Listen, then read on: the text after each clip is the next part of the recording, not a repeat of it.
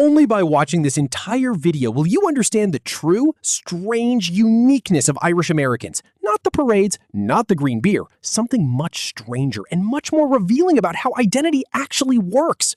Here's the scene. Boston, March 17th. Thousands of people in green, bagpipes, shamrocks everywhere. Someone's grandmother crying proudly during the national anthem of a country she's never once set foot in.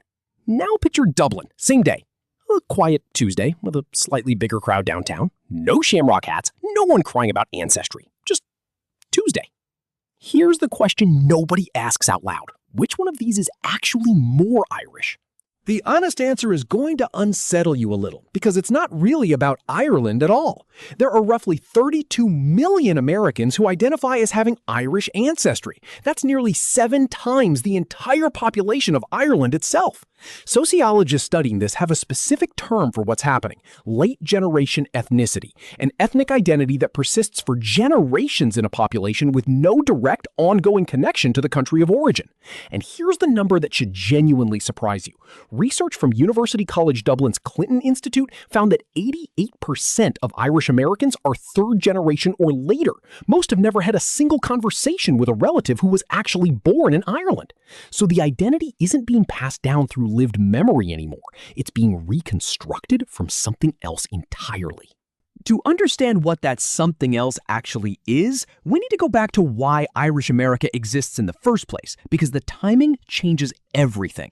Millions of Irish people fled to America during and after the Great Famine of the 1840s, arriving poor, Catholic, and viciously discriminated against in a Protestant American society that saw them as barely white. To survive, Irish immigrants built something incredibly durable: tight urban parishes, powerful political machines, and intense loyalty to community and family that helped an excluded group claw its way into American power structures. Here's the part that matters most. That culture got sealed, preserved almost exactly as it existed the moment those immigrants left.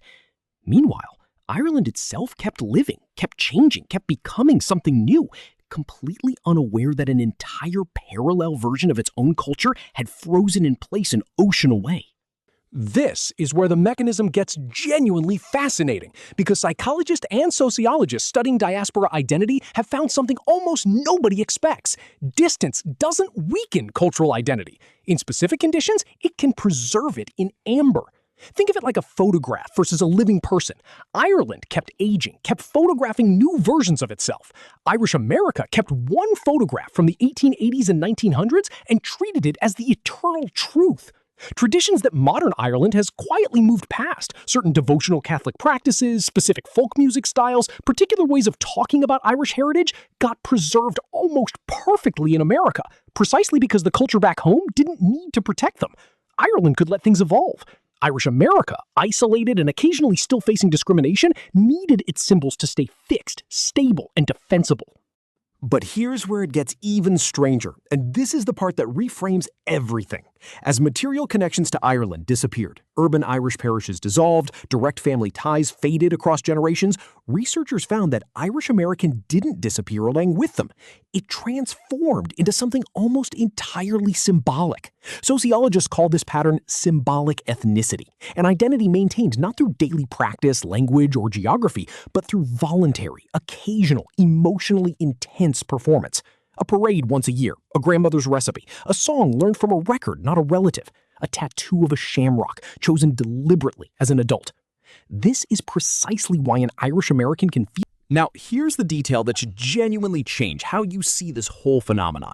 A person in Ireland doesn't have to choose to be Irish. It's simply the water they swim in, invisible precisely because it's everywhere. An Irish American, especially several generations removed, has to actively choose it. They have to seek out the music, learn the history, buy the flag, plan the trip. And psychologists studying identity formation have found something important here. Identities that require active, effortful choice are frequently experienced as more meaningful, not less, than identities inherited passively without any decision involved at all. This is the actual answer to the question from the beginning of this video. Irish Americans aren't a diluted, less authentic copy of Irish identity. They're something categorically different, a chosen identity, deliberately maintained across generations with no material necessity requiring it to continue at all, purely because enough people decided it still mattered. There's a final piece of this that ties everything together, and it involves timing most people never think about.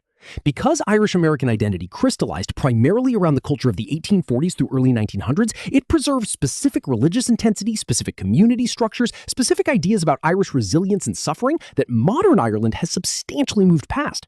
Contemporary Ireland is, by most measures, a notably secular, rapidly modernizing European nation. Irish America, in its symbolic core, still carries forward an older, more devotional, more nostalgic version of Irishness.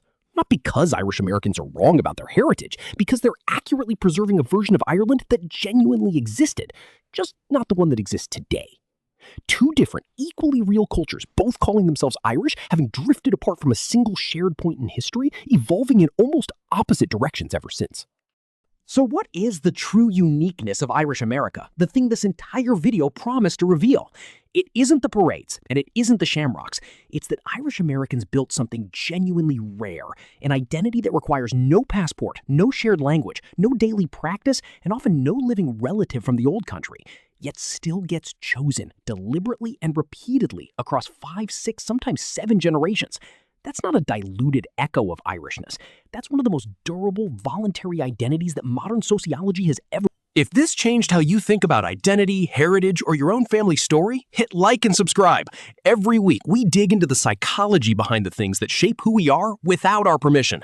And I want to know, is there a piece of your own heritage you actively choose to keep alive, even without a direct living connection to it? Tell me in the comments. I read every single one. See you in the next one.